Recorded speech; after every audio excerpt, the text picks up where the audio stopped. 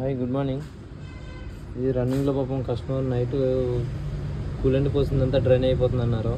ఏంటని చెక్ చేసి చూస్తే వెహికల్ కూలెంట్ హోస్ పైప్ పోయింది. ఆ పైప్ పోయింది అనేసి ఏమి చెక్ చేసి చూసాను ఎక్కడి నుంచి లీక్ అవుతుందండి. వాటర్ పంప్ అంతా బాగుంది. ఎయిర్ ఫిల్టర్ అదనే రిమూవ్ చేశాను. బ్యాటరీ అయితేనే ఇక్కడ కింద నుంచి లీక్ అయిపోతుంది కూలెంట్ పైపు. ఈ పైప్ ఎల్బో పైపు డ్యామేజ్ ఉన్నది.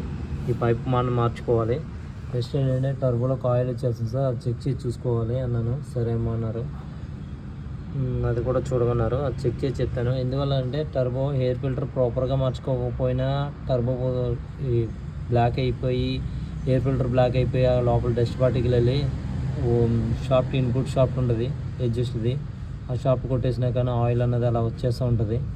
ఇది మస్ట్ అండ్ షుడ్ మా క్లారిటీగా ఎవ్రీ సర్వీస్కి మార్చుకోవడం బెస్ట్ ఎయిర్ ఫిల్టరు, లేదంటే టర్బో పోతుంది.